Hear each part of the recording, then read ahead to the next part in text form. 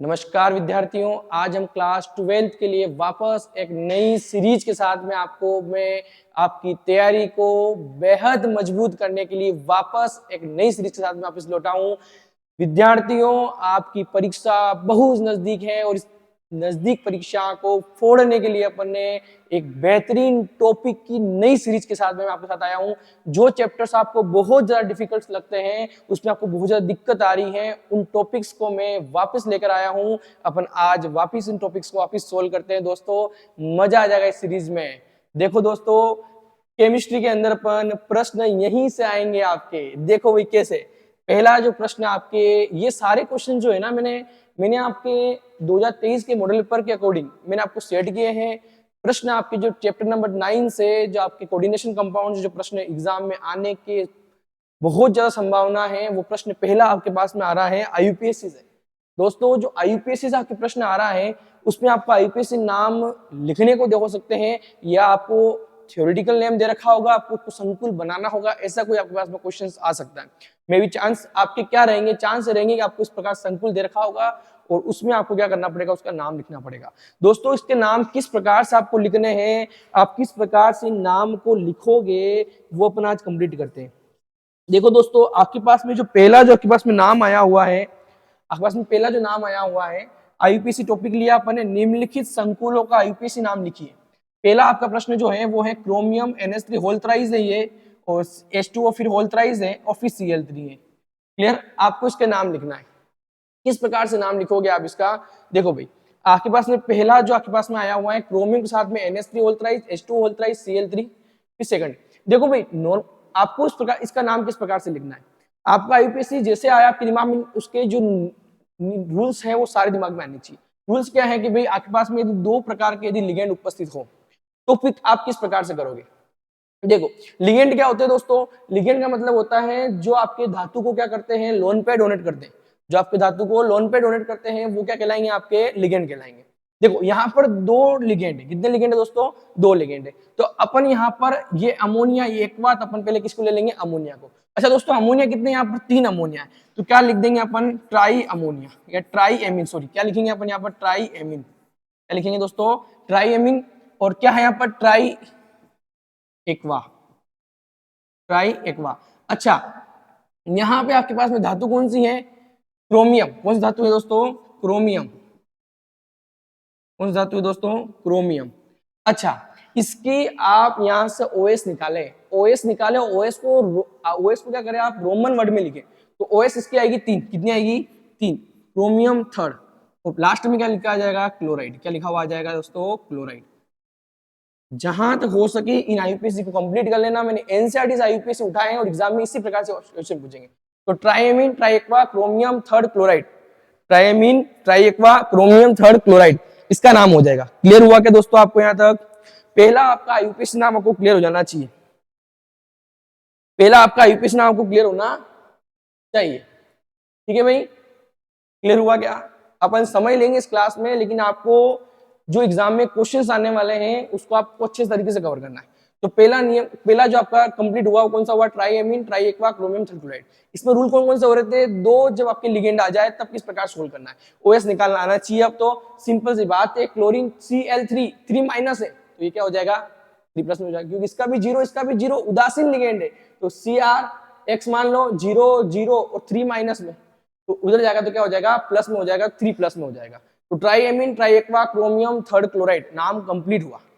Second जो question आपके सामने आ रहा है वो है CONH2 CH2 CH2NO। आपको मैं इसको लिख देता हूं सेकंड क्वेश्चन को, CONH2 CH2 CH2 NH2 whole twice SO4 whole thrice.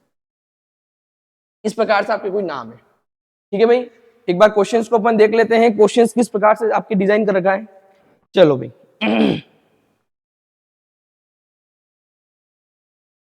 NH2 whole thrice, sorry दोस्तों, होल थ्राइस और फिर ये 2A। चलो, अब इसका नाम लिखना है। अब यहाँ पे क्या रूल फॉलो होगा, सिंपल सा है। आपको लिगेंड का नाम लिखना है। सबसे पहले ये धनायन है, ये ऋणायन हो जाएगा।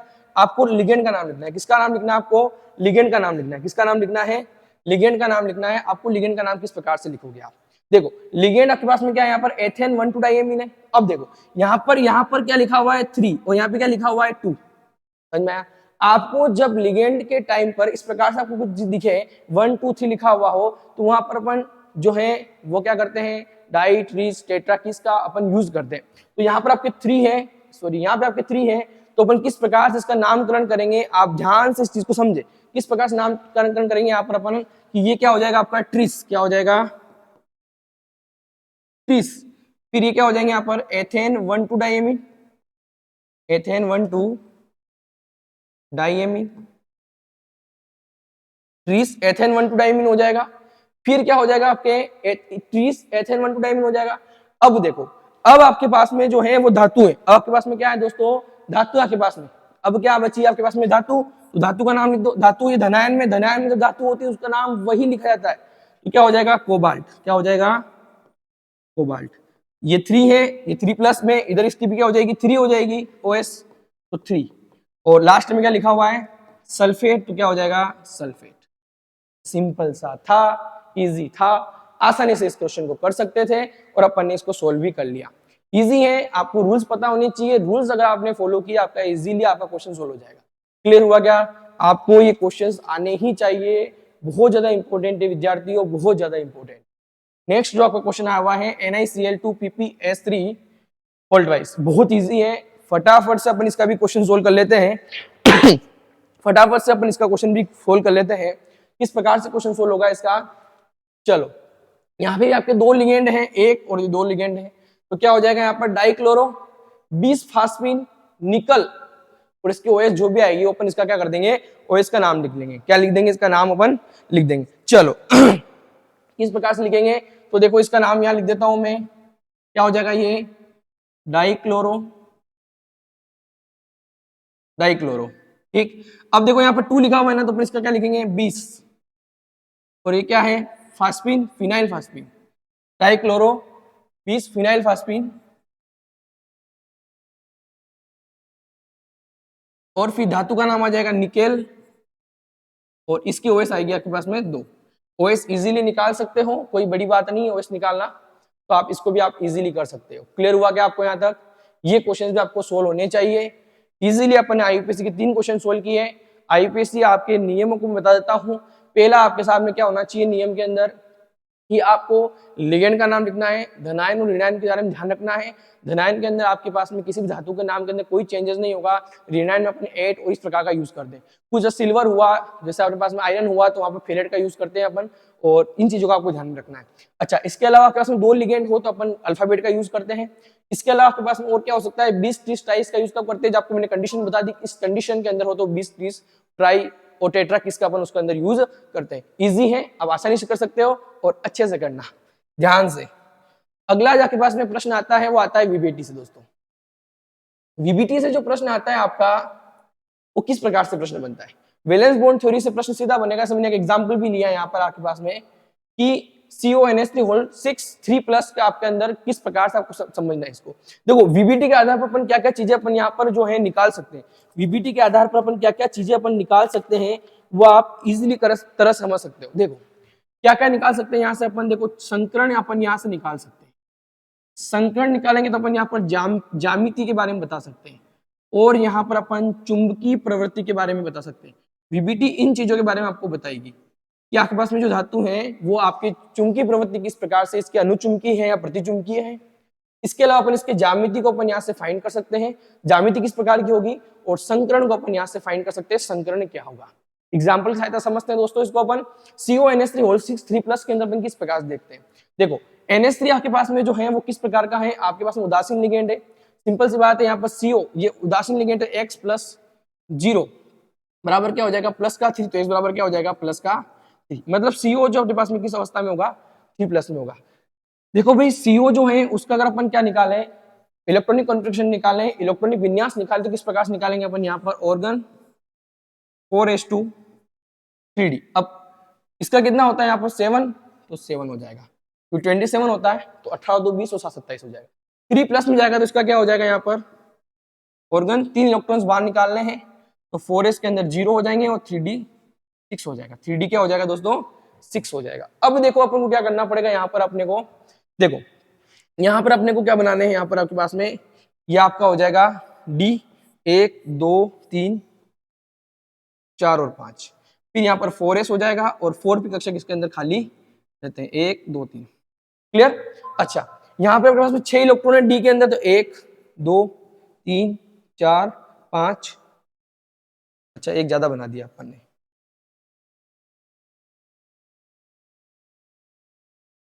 ये 5 हो गए।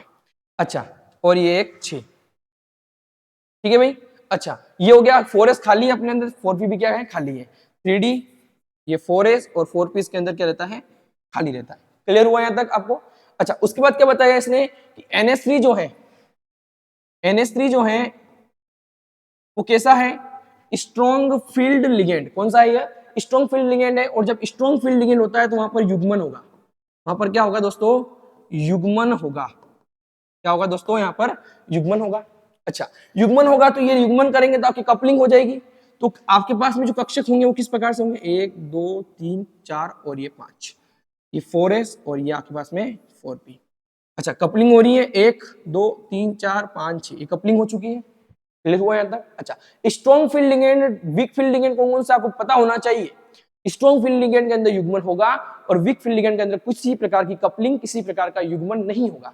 अच्छा, यहाँ पर आपके पास में डी के 2 कक्षक खाली है, एस का 1 खाली है और पी के कितने खाली है, 3 खाली है। अब किस प्रकार से आपको संकरण निकालना, देखो यहाँ पर आपके पास में लिगेंड कितने हैं, 6, तो आपको 6 खाली कक्षक के अंदर इसके लोन पेयर आप डोनेट करेगा। लिगेंड क्या करता है, लोन पे डोनेट करता है, तो कहाँ डोनेट करेगा, एक यहाँ डोनेट कर देगा, एक यहाँ कर देगा, 2 3 4 5 और 6 डोनेट कर दिए। तो D2S और P कितने हैं, 3, तो संकरण क्या हो जाएगा दोस्तों, यहाँ पर D2sp3 क्या हो जाएगा दोस्तों, D2sp3 संकरण यहाँ पे हो जाएगा।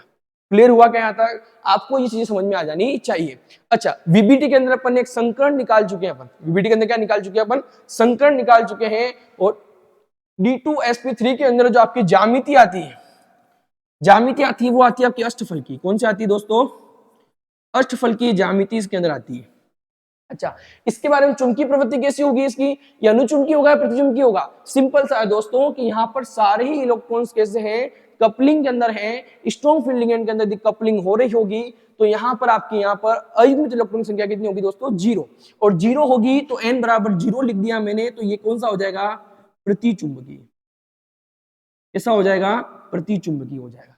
क्लियर हुआ क्या, बहुत इजी है, अच्छे समझ सकते हैं इसको अपन कि VBT के अंदर अपन ने क्या किया है, सिंपल से आपको OS निकालनी है, उसके अकॉर्डिंग आपको क्या करना है, यहाँ पर इलेक्ट्रॉनिक कॉन्फ़िगरेशन को लिखना है, कक्षकों के अंदर इलेक्ट्रॉन्स को लिखना है, स्ट्रॉन्ग फील्ड लिगेंड या वीक फील्ड लिगेंड इसके बारे में जानकारी पता होना चाहिए। अच्छा, स्ट्रॉन्ग फील्ड अपने पास में लिगेंड हो तो कपलिंग होगी, और यदि वीक फील्ड लिगेंड हो तो वहां पर कपलिंग नहीं होगी, और यदि कपलिंग नहीं होती हो तो वो आपके वहां पर अनुचुंबकीय होगा, मे पॉसिबल वहां पर अनुचुंबकीय ही होगा लगभग लगभग। और प्रतिचुंबकीय अनुचुंबकीय अंदर पता होना चाहिए आपको, यदि अयुग्मित इलेक्ट्रॉन है तो अनुचुंबकीय और नहीं है तो प्रतिचुंबकीय। संकरण आपको पता होना चाहिए, निकाल सकते हैं अपन VBT के माध्यम से। क्लियर हुआ क्या, बहुत ही अच्छा प्रश्न बनता है और एग्जाम में आपसे प्रश्न यह पूछ सकते हैं। अच्छा, इसके अलावा आपसे एग्जामिनर और क्या प्रश्न पूछ सकता है VBT के अंदर, तो VBT के अंदर आपको मैं कुछ क्वेश्चंस दे रहा हूं, वो क्वेश्चंस कंप्लीट कर ले। अच्छा, आपको यहाँ पर थोड़ा सा दिक्कत आ रही होगी कि भाई SFL मतलब स्ट्रॉन्ग फील्ड लिगेंड और वीक फील्ड लिगेंड कैसे पता लगेगा सर, तो मैं आपको एग्जांपल्स दिखा देता हूँ कुछ। आपके पास में स्ट्रॉन्ग फील्ड लिगेंड जो है वो कौन कौन से हो जाएंगे यहाँ पर, तो NH3 हो सकता है, साइनाइड हो सकता है, NO2 आ जाए तो Na2 हो सकता है। ये आपके सारे एग्जाम्पल किसके हो जाएंगे, आपके यहाँ पर ये सारे एग्जांपल आपके किसके हो जाएंगे, स्ट्रॉन्ग फील्ड लिगेंड के हो जाएंगे। स्ट्रॉन्ग फील्ड लिगेंड के अंदर कार्बन और नाइट्रोजन जिसके अंदर प्रेजेंट होते हैं, लगभग लगभग वो सारे स्ट्रॉन्ग फील्ड लिगेंड होते हैं। और भी हो सकते हैं, जैसे CO हो सकता है, इथाइल EN हो सकता है। क्लियर हुआ क्या यहाँ तक आपको, ये आपको पता होना चाहिए। यहाँ पर आपकी ये स्ट्रॉन्ग फील्ड लिगेंड हो जाएंगे। अच्छा सर, वीक फील्ड लिगेंड कौन कौन से होंगे, तो जितने आपके फ्लोरीन हुआ, क्लोरीन हुआ, आयोडीन हुआ, ये आपके क्या हो जाएंगे, वीक फील्ड लिगेंड हो जाएंगे। कौन से हो जाएंगे दोस्तों, वीक फील्ड लिगेंड हो जाएंगे। ये पता होना चाहिए थोड़ा सा आपको। क्लियर हुआ यहाँ तक आपको, तो इसके बारे में आप थोड़ा सा और जानकारी इंसाइट से प्राप्त कर सकते हो। मैक्सिमम आपको यही ध्यान में रखने। क्लियर। अच्छा,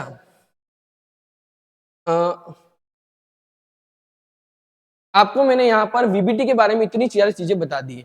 अच्छा, इसके अलावा आपको कोई और एग्जाम्पल निकालना हो तो आप एग्जाम्पल कौन कौन से कर सकते हो, तो एग्जाम्पल्स आपको मैं लिखवा देता हूं यहाँ पर। एग्जाम्पल कौन कौन से हो सकते हैं आपके?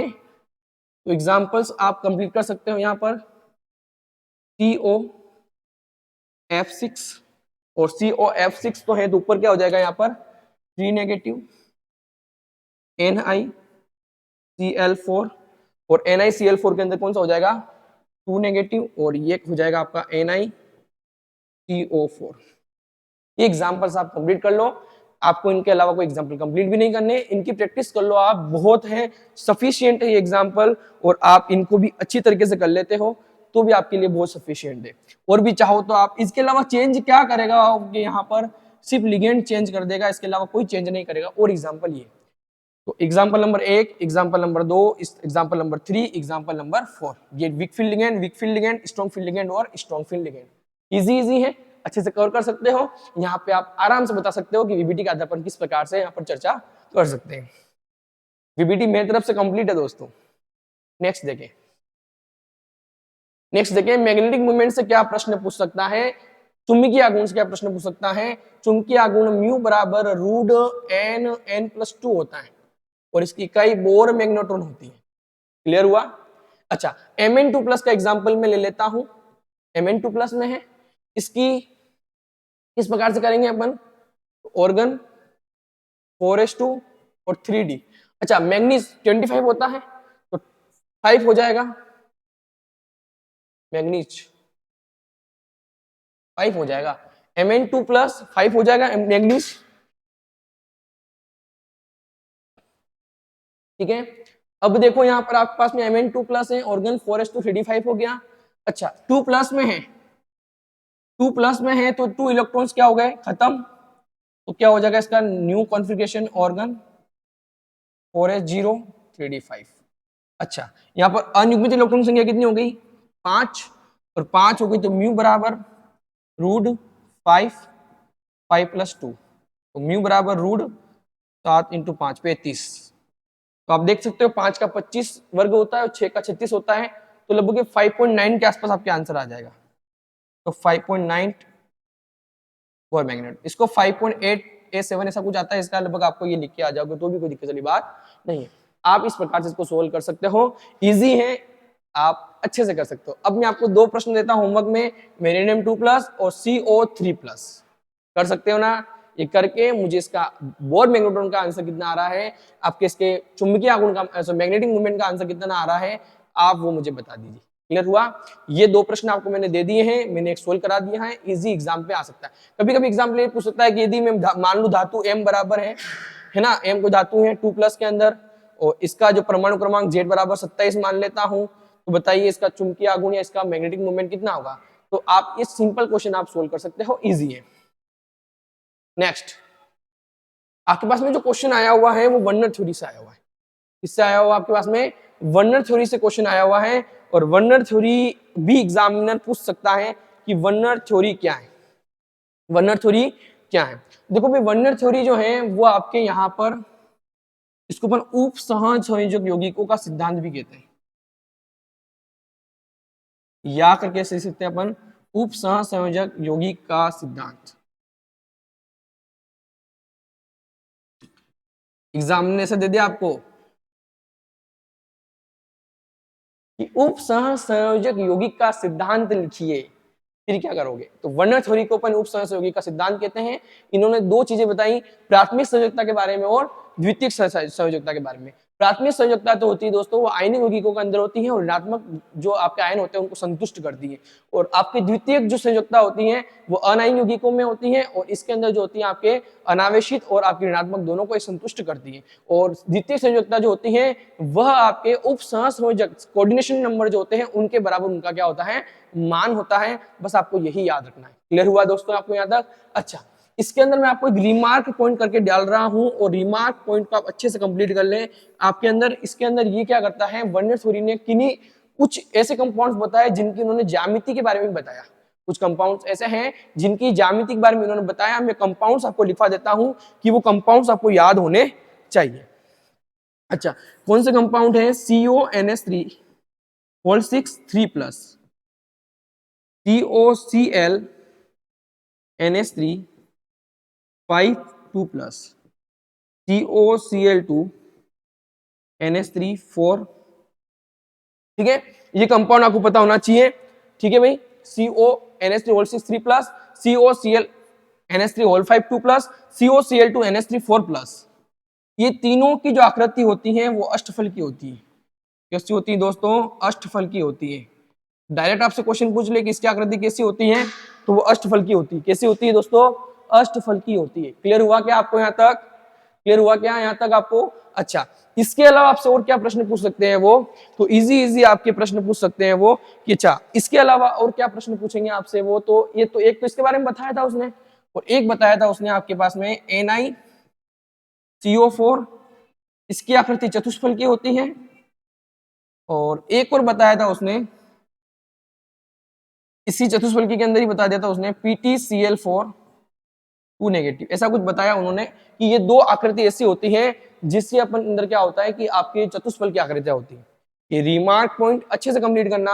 रिमार्क में CONH3 Cl लगा देंगे तो यहाँ 2+ हो जाएगा, NH3 5 के अंदर कन्वर्ट हो जाएगा, Cl2 कर देंगे तो 4 के अंदर कन्वर्ट हो जाएगा और एक प्लस हो जाएगा। तीनों की आकृति कैसी होती है? अष्टफल की। कंप्लीट हुआ क्या आपको यहाँ तक?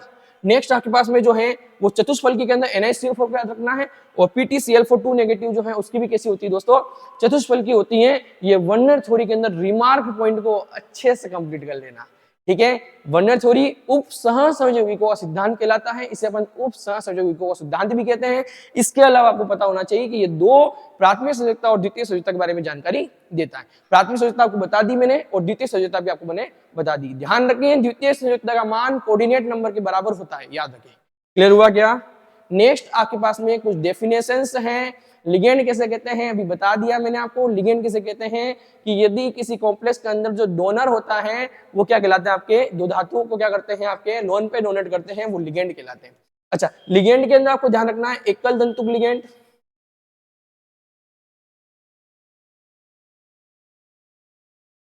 द्विदंतुक लिगेंड और बहुदंतुक लिगेंड, और किलेट वलय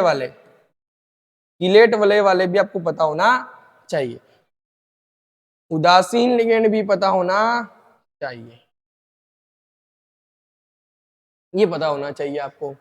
तो एकल दंतुक लिगेंड हो गया, द्विदंतुक लिगेंड हो गया, बहुदंतुक लिगेंड हो गया, किलेट वाले होने चाहिए, उदासीन वाले भी होने चाहिए। उदासीन तो कौन सा हो जाएगा? H2O हो जाएगा, NH3 हो जाएगा, और नाइट्रोसिल हो जाएगा। याद होना चाहिए आपको। एकल तंतु के अंदर आपके सिंपल फ्लोराइड आयन हो गया, क्लोराइड आयन हो गया, है ना। और कौन कौन से हो सकते हैं आपके यहाँ पर?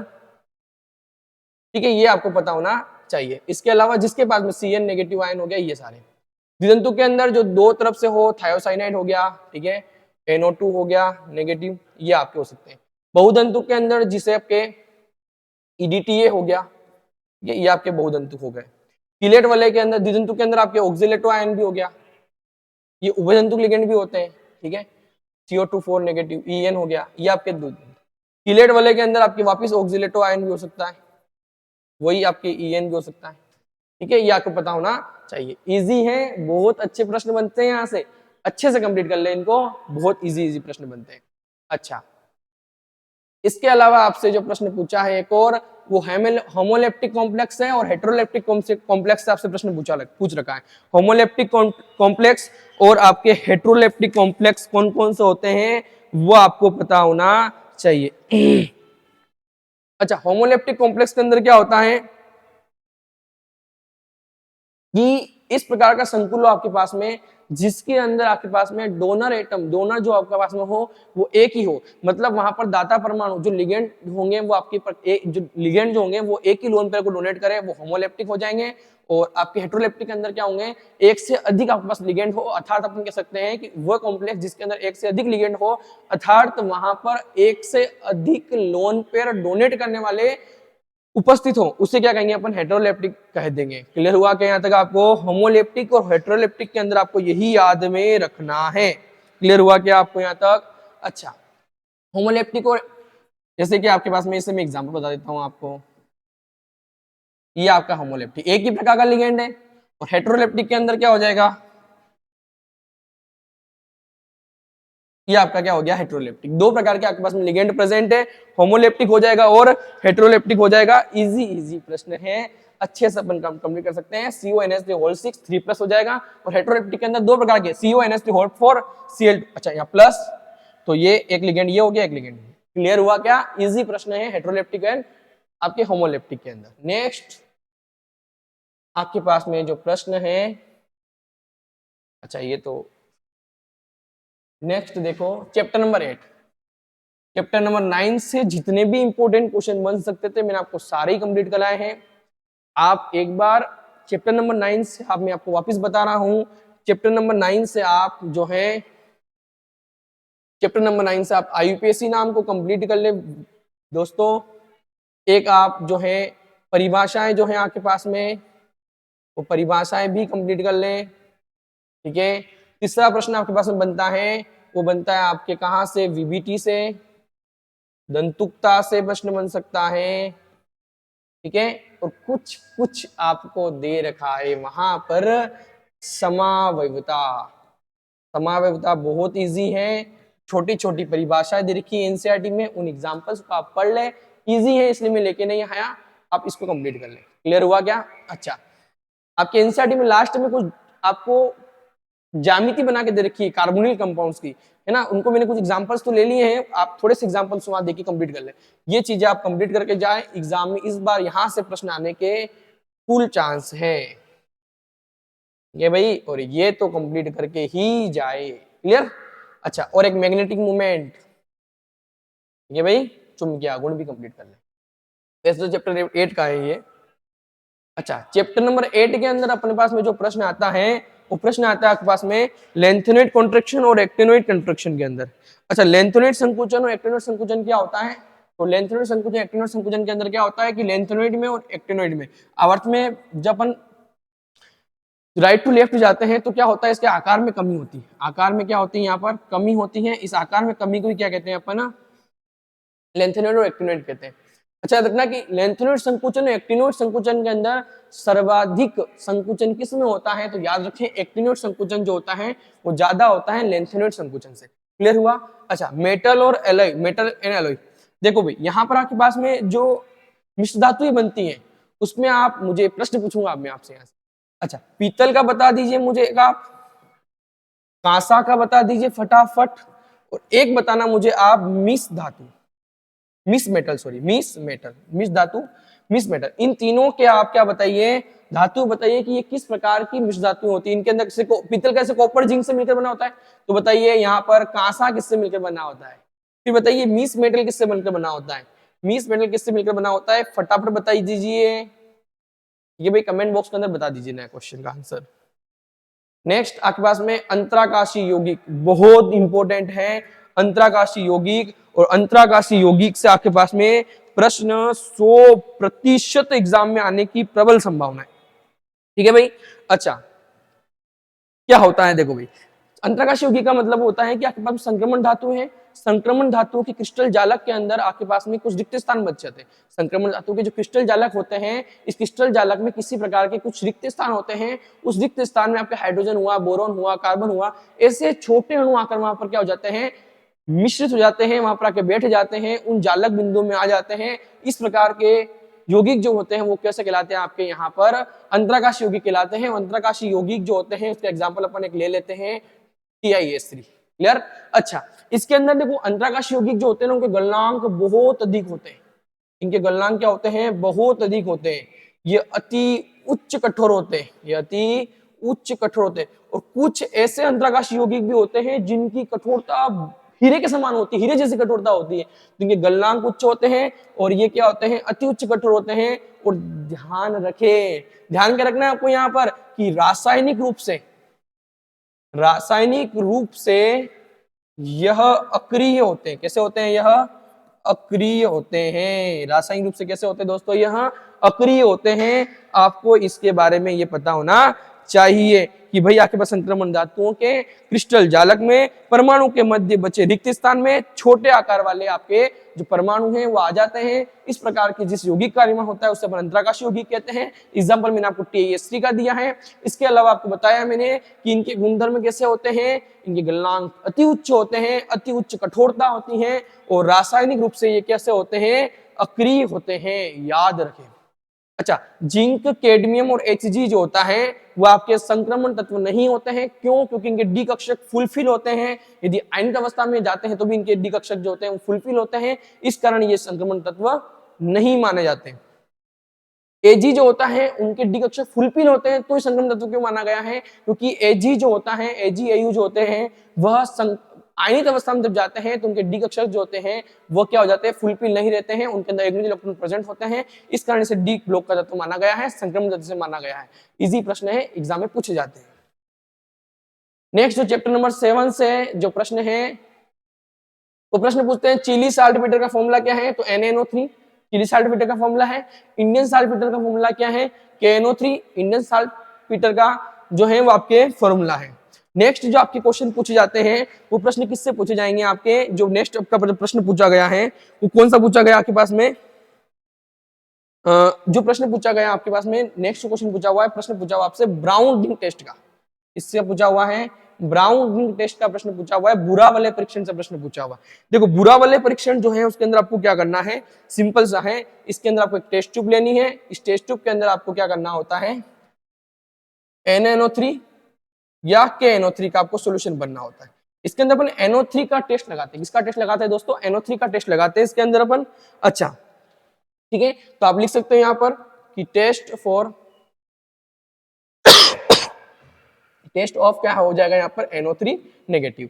अच्छा NO3 और KNO3 का अपन ने क्या कर दिया, यहाँ पर अपन ने सोल्यूशन भर दिया। टेस्ट ट्यूब के अंदर अपन ने NaNO3 या KNO3 का अपने को क्या भरना है, यहाँ पर आपको सोल्यूशन भरना है। क्लियर हुआ क्या? अच्छा एक टेस्ट ट्यूब ले लेनी है अपने को, और एक टेस्ट ट्यूब ले ली और अपन ने यहाँ पर ग्रीन कलर का, कौन से कलर का, ग्रीन कलर का आपके पास में क्या हो जाएगा, यहाँ पर FeSO4 का सोल्यूशन हो जाएगा। फिर आपको लेब में एक छोटी सी बोतल दिखाई मिलेगी और वह छोटी सी बोतल जो होती है वो आपके H2SO4 की, इसकी होगी दोस्तों, H2SO4 की होगी। इसके अंदर आपको ऊपर से क्या डालना है, यहाँ पर FeSO4 डाल देना है। NaNO3 या KNO3 के अंदर अपने FeSO4 डाल दिया। FeSO4 डालने के बाद धीरे धीरे से यहाँ पर क्या डालना है, H2SO4 डालना है। जैसे आपने डालने के बाद कुछ समय बाद क्या होगा, इन दोनों के मध्य एक प्रकार की रिंग बन जाएगी, और इसी रिंग को क्या कहते हैं अपन, जो रिंग बनेगी वो ब्राउन कलर की बनती है, इसलिए अपन इसको कहते हैं ब्राउन रिंग। क्लियर हुआ? इजी है, ब्राउन रिंग टेस्ट बहुत इजी है। अच्छा इसकी ब्राउन रिंग टेस्ट की आपको पता होनी चाहिए क्या, इक्वेशन क्या पता होनी चाहिए दोस्तों, इक्वेशन पता होनी चाहिए किस प्रकार से ब्राउन रिंग टेस्ट बनता है। अच्छा सबसे पहले जो वहां पर रिएक्शन हो रही थी तो आपने मान लिया NaNO3 लिया अपन ने, या अपन ने क्या लिया था, KNO3 लिया था। ठीक है, इससे रिएक्शन सबसे पहले किसने करी, यहाँ पर H2SO4 ने, इसने करी रिएक्शन H2SO4 ने, तो क्या बनाएगा यहाँ पर HNO3, क्या बना लेता है यहाँ पर, वो नाइट्रिक अम्ल बना लेता है, HNO3 बना लेता है। यही HNO3 जो है HNO3 बन जाता है और साथ में बन जाता है, यदि K हो तो K और Na हो तो NHSO4 बन जाएगा, और K हो तो KHSO4 बन जाएगा। पहली चीज आपको क्लियर हुई।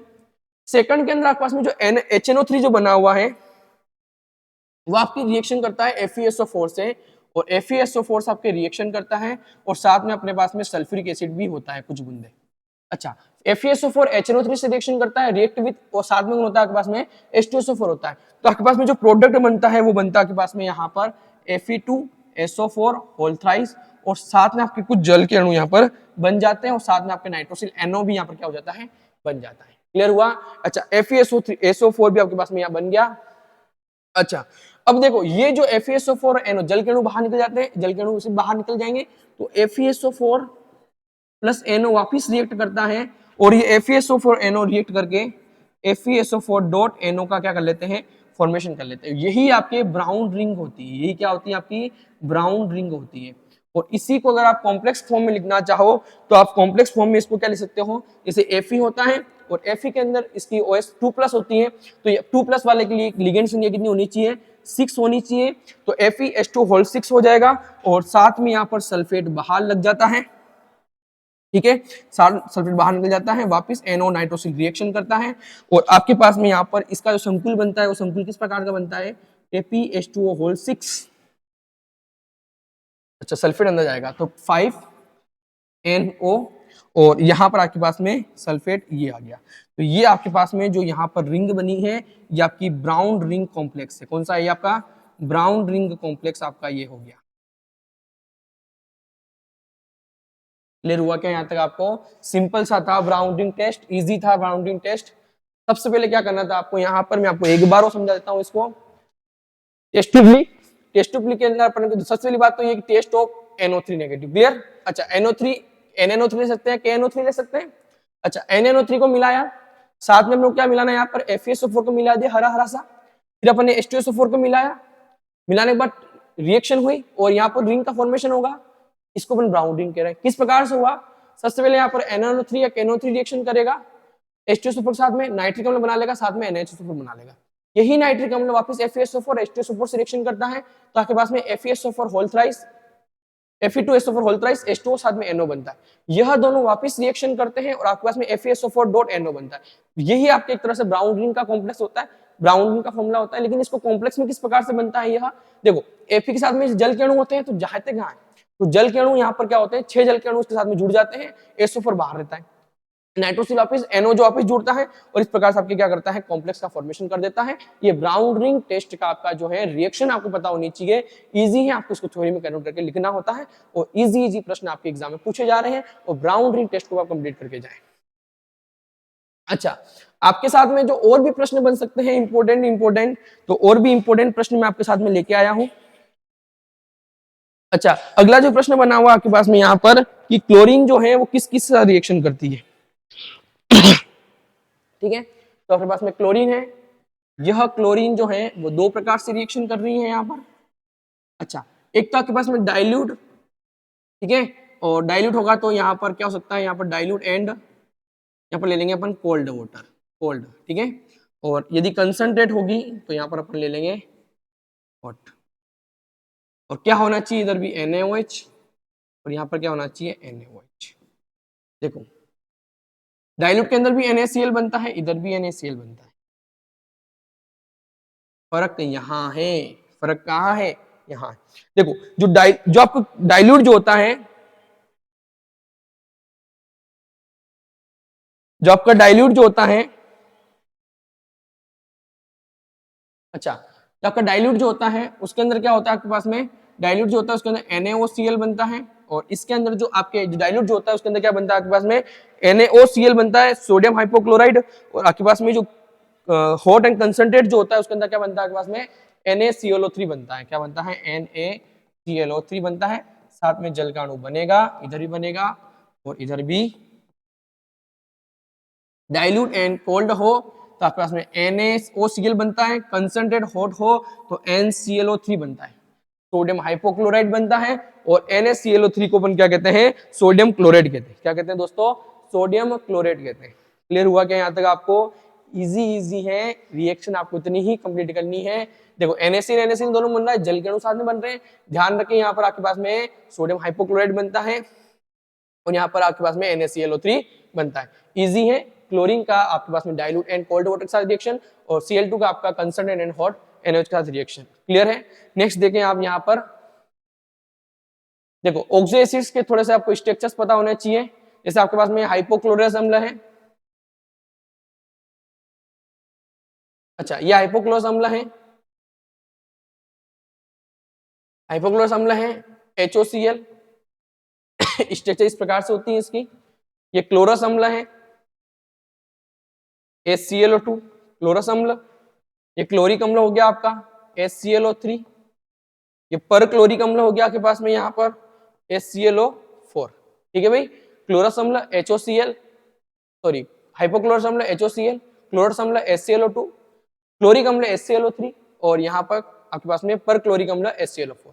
अच्छा, यहाँ पर आप मुझे जो है वह Cl की OS बताइए और Cl की OS बताइए। नेक्स्ट जो आपके पास में बनता है फास्फोरस के ऑक्सो एसिड्स, यहाँ पर आपकी स्ट्रक्चर ये बनी हुई है H3PO2 की, इसकी बनी हुई है H3PO2 किसको क्या कहेंगे अपन, हाइपोफॉस्फोरस एसिड।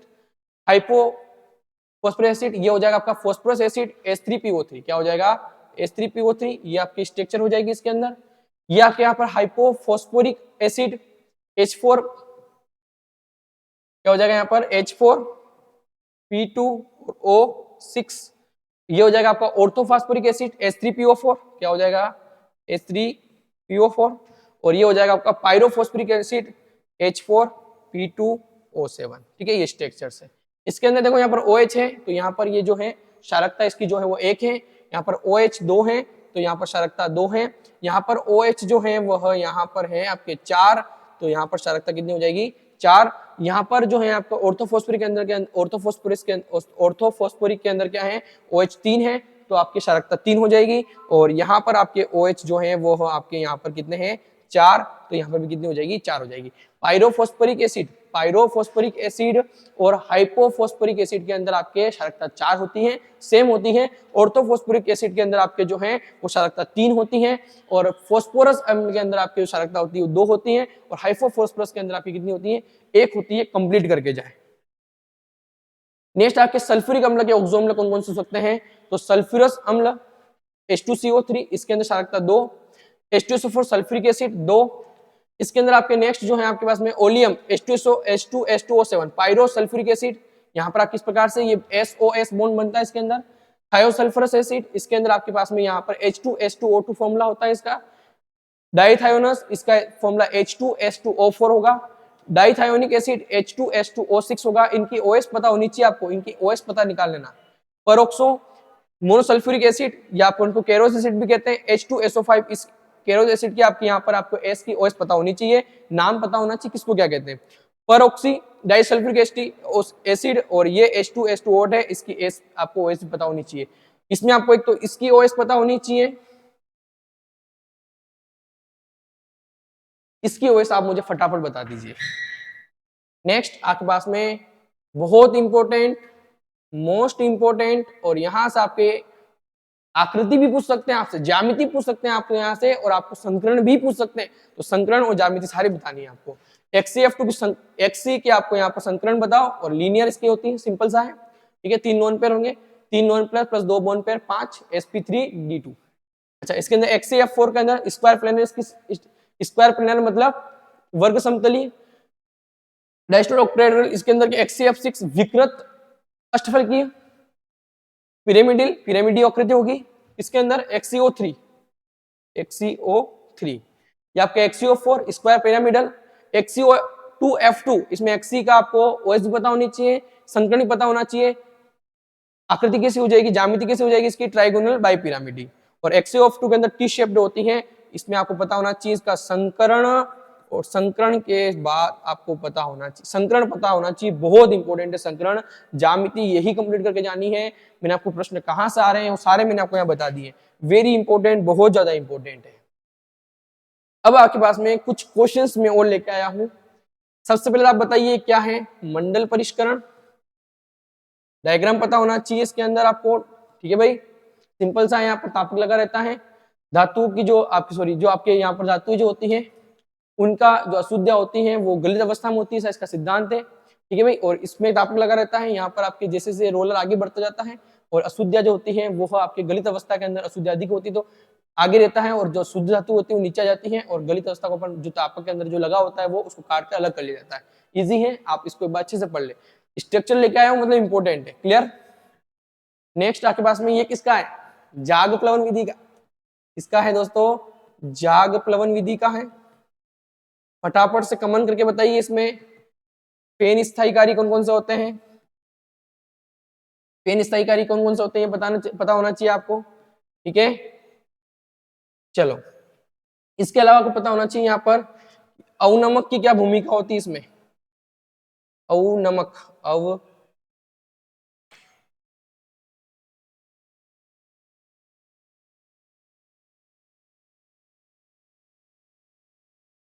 अवनमक की भूमिका ध्यान रखें, यहाँ पर सल्फाइड अयस्कों का सांद्रण होता है, किसका सांद्रण होता है,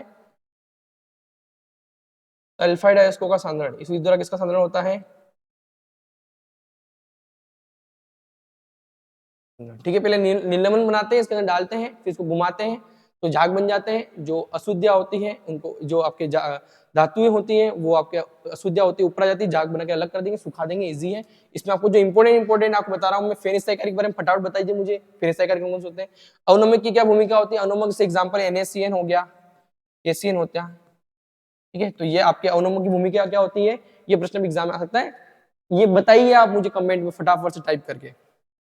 नेक्स्ट आपका पास में जो ये है मैग्नेटिक रोलर वाला, ये कौन सा हो जाएगा आपका, चुंबकीय पृथक्करण। कौन सा, चुंबकीय पृथक्करण, नाम से ही पता लग रहा है, चुंबक वाली चीज वाली पता जाएगा, चुंबक होगी वो चिपक के रहेगी तो यहाँ आके गिरेगी, और जो नहीं रहेगी वो नॉन मैग्नेटिक होगा वो बाहर गिर जाएगा, सिंपल सा है इसके अंदर। तो इसके बारे में बताइए, एक ही सिद्धांत पर आधारित है, सिद्धांत कौन सा इसका ये बताइए फटाफट। ये मैं इसलिए बता रहा हूँ आपका रिवीजन हो जाए फटाफट से। नेक्स्ट आपके पास में वोन आर्केल मेथड, कौन सा मेथड, वोन आर्केल मेथड। देखो वोन आर्केल मेथड जो होता है, this method is used for ultra pure metal like titanium और जिरकोनियम। टिटानियम और जिरकोनियम जो होता है उनके शुद्धिकरण के लिए इसका उपयोग होता है।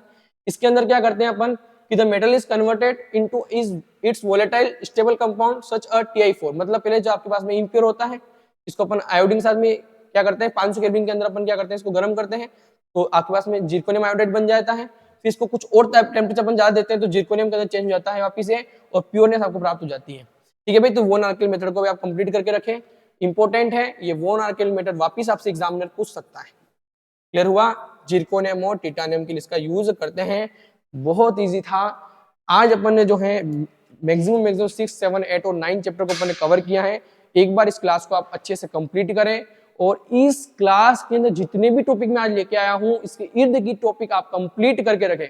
अच्छा, एक प्रश्न आपसे इजीली एग्जामिनर ये पूछ सकता है कि ऑर्थोनाइट्रोफिनॉल पैरानाइट्रोफिनॉल के अंदर अधिक वोलेटाइल नेचर किसकी होती है, तो ऑर्थोनाइट्रोफिनॉल की होती है। किसकी होती है दोस्तों, ऑर्थोनाइट्रोफिनॉल की वोलेटाइल नेचर जो होती है, वाष्पशील प्रकृति जो होती है वो ज्यादा होती है।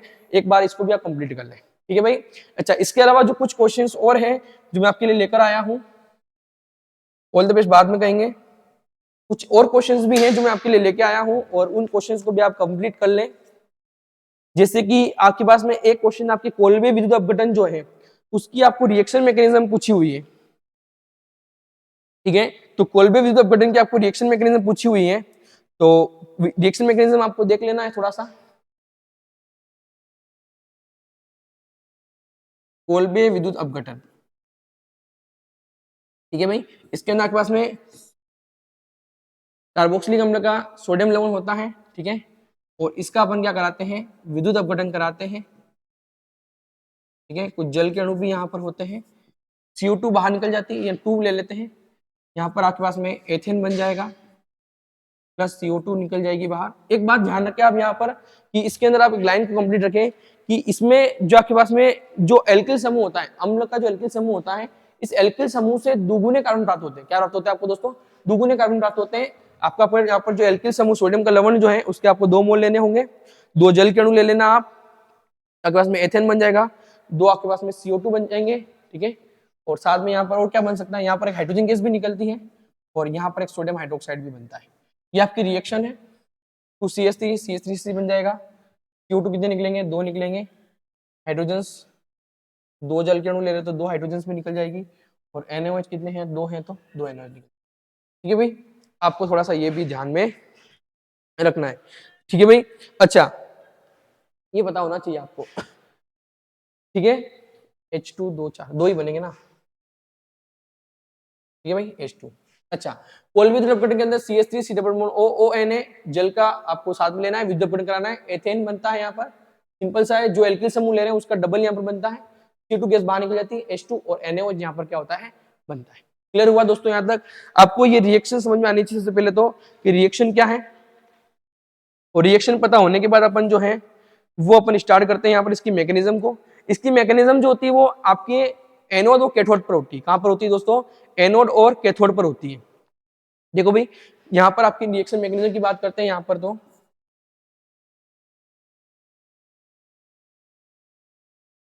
देखो भाई, सबसे पहले तो आपके 2CH3 Na, ठीक है, ये चेंज होगा CH3O negative plus Na plus में, है ना। 2CH3 C O नेगेटिव है तो ये 2CH3 नेगेटिव और 2Na के अंदर क्या हो जाएगा, ये चेंज हो जाएगा। ठीक है भाई, 2CH3 है वो यहाँ पर 2CH3 नेगेटिव और 2Na के अंदर क्या हो जाएगा, ये चेंज हो जाएगा। ये जो हो रहा है आपका सारा, ये कहाँ पर हो रहा है, एनोड पर हो रहा है। फिर ये जो है आपके पास में वो वापिस कन्वर्ट होगा, वैसे ये तो नॉर्मली इस प्रकार से।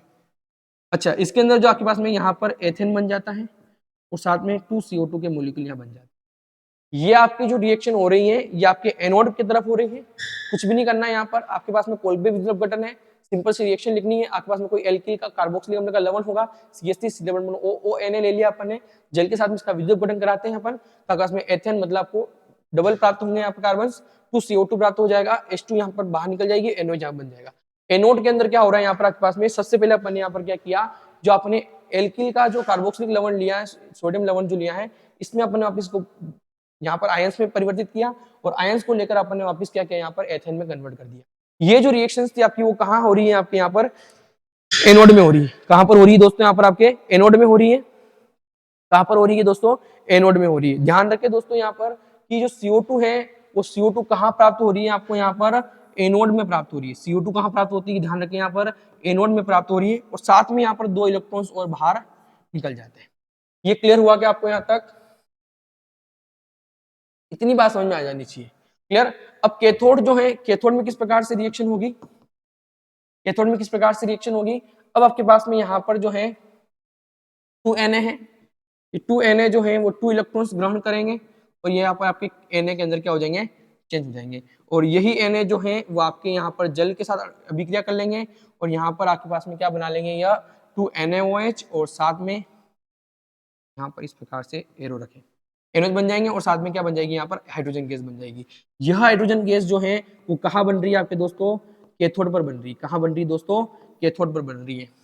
सिंपल सी रिएक्शन है, याद रखें। विद्युत के अंदर CH3 लेना है, जल के साथ विद्युत कराना है, एथेन बन रहा है, 2CO2 साथ में H2 प्लस 2NaOH बन रही है साथ में। यहाँ पर रिएक्शन मैकेनिज्म के अंदर अपन ने सिंपल सा अपन ने लवण लिया और इसको अपन ने ब्रेक किया, फिर अपन ने जो अपने पास में ये कंपाउंड जो बना है उसको अपन एथेन के अंदर कन्वर्ट किया, 2CO2 यहाँ से बाहर निकल जाती है। ये 2 इलेक्ट्रॉन्स जो होते हैं वो कैथोड पर जाते हैं और ये Na प्लस ग्रहण करता है, Na के मोलिक्यूल बनाता है, यही Na जल के साथ अपघटन करके क्या बना लेता है, यहाँ पर सोडियम हाइड्रोक्साइड, और हाइड्रोजन गैस को यहाँ से क्या करता है, बाहर निकालता है। और हाइड्रोजन गैस कहाँ से बाहर निकलती है, कैथोड से, और एनोड पर कौन बनता है, तो CO2 बनती है।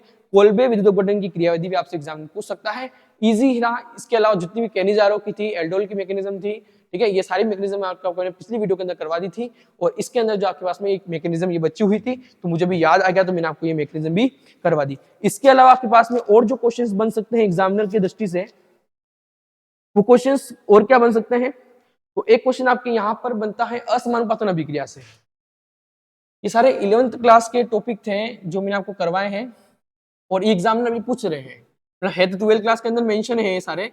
असमानुपातन अभिक्रिया, असमानुपातन अभिक्रिया के अंदर क्या होता है, आपके पास में कोई भी कंपाउंड होता है, इस कंपाउंड के अंदर कोई भी आपके पास में यहाँ पर मेटल होगा या कोई भी धातु होगी या कोई भी आपके पास में तत्व है, उस तत्व के अंदर, उस तत्व के अंदर जब वो प्रोडक्ट चेंज हो रहा होगा, तो जो मेन आपका जो मेन मेटल जो है, जो आपके पदार्थ यौगिक के अंदर है, उसकी OS और जो यौगिक के अंदर बनी हुई OS, आपके जो उत्पाद बने हैं उनकी OS के अंदर क्या होंगे, भिन्नता होगी। जैसे अगर क्रोमियम में CrO3 है तो +3 के अंदर होगा, वही अगर आपके पास में रिएक्शन करके कोई +5 में चला जाएगा और +7 में चला जाएगा। मतलब जो आपके मेन आपके जो अभिकर्मक है, अभिकारक जो है, उसकी OS और बाकी जो बने हुए उसके अंदर OS, उनके अंदर क्या हो, डिफरेंस हो। तीन OS प्राप्त होती है, तीनों के अंदर क्या होने चाहिए, डिफरेंस होने चाहिए, वो आपकी असमानुपातन अभिक्रिया कहलाती है। और असमानुपातन अभिक्रिया जो होती है वो एक प्रकार की रेडॉक्स अभिक्रिया ही होती है। एक प्रकार की कैसी अभिक्रिया होती है, वो रेडॉक्स अभिक्रिया ही होती है। तो असमानुपातन अभिक्रिया के अंदर आपको मैं एग्जांपल दे देता हूँ, एक नॉर्मली एग्जांपल आप कर लेते हैं यहाँ पर अपन, जैसे कि यहाँ पर एग्जांपल है MnO4 2 नेगेटिव वाला। एग्जांपल्स में लिख देता हूँ यहाँ पर आपके पास में MnO4 2 नेगेटिव, साथ में यहाँ पर 4H+ इन्होंने ग्रहण किया है और रिएक्शन के अंदर बन रहा है आपके यहाँ पर MnO4 नेगेटिव, MnO4 नेगेटिव, साथ में बन रहा है MnO2 और साथ में बन रहे हैं यहाँ पर जल का अणु। इसकी अपन यहाँ पर जो है वो रिएक्शन को बैलेंस कर लेते हैं। 342 342 और MnO2 सिंपल बनता है, H2O के कुछ मॉलिक्यूल्स बनते हैं इसके अंदर, ठीक है। MnO4 2 नेगेटिव में होता है यहाँ पर, ठीक है। फिर MnO4 फिर यहाँ पर MnO2, ठीक है। तो ये रिएक्शंस देख लो आप, MnO4 2 नेगेटिव के अंदर यहाँ पर जो है MnO जो है Mn की वैल्यू निकालो आप, x प्लस -8 इक्वल टू -2, तो +6 हो जाएगी। यहाँ पर ये MnO4 8 - x 7 के अंदर हो जाएगा ये, और यहाँ पर ये 4 के अंदर हो जाएगा। देखो मेन आपका विकर्मक के इसके अंदर इसकी OS कितनी है, +6 कितनी है दोस्तों, +6। इसके अंदर आपका कन्वर्ट हुआ तो +7 और ये कन्वर्ट हुआ तो +4। मतलब आपके पास में अभिकर्मक से उत्पाद जो बन रहे हैं उसमें जो मेन मेटल है उस मेन मेटल के अंदर आपके तीनों OS जो है वो अलग अलग आ रही है। यहाँ पर आपके देखो, यहाँ पर आपके जो है ऑक्सीकरण भी हो रहा है और आपके यहाँ पर जो है वो अपचयन भी हो रहा है। इस प्रकार की रेडॉक्स अभिक्रिया भी है और इसे अभिक्रिया को क्या नाम दे दिया, असमानुपातन अभिक्रिया दे दिया। इजी है, असमानुपातन अभिक्रिया को आप कंप्लीट करके जाए, अच्छे से एग्जाम में प्रश्न पूछ सकते हैं। और आपको यहाँ से इतने प्रश्न आपको कंप्लीट करने हैं। देखो विद्यार्थियों, अपने जो अभी तैयारी कर रहे हैं इस तैयारी के अंदर आपको ये क्लासें बहुत ज्यादा इंपॉर्टेंट है। आपको अच्छी तरीके से इन क्लासों को कंप्लीट करना है और आपको लास्ट जो है मैं आपको ऑल द बेस्ट लाडलो, थैंक यू। इस क्लास को देखें आप अच्छे से, कंप्लीट करें। और भी इंपॉर्टेंट क्वेश्चंस आपके जो 1 to 5 चैप्टर के और भी टॉपिक्स बच रहे हैं वो नेक्स्ट क्लास के अंदर अपन खत्म कर देंगे। आपकी तैयारी बहुत बेहद मजबूत हो जाएगी इससे। इन टॉपिक को आप अच्छे से कंप्लीट करें। टॉपिक मैंने प्रीवियस ईयर के क्वेश्चंस को तथा आपके जो बोर्ड 2023 का मॉडल पेपर है वहां से और मेरे अकॉर्डिंग जितने भी आपके इंपॉर्टेंट टॉपिक्स बन रहे हैं वो सारे मैंने कंप्लीट किए हैं। आप अच्छी से इस क्लास को देखें। All the best, thank you.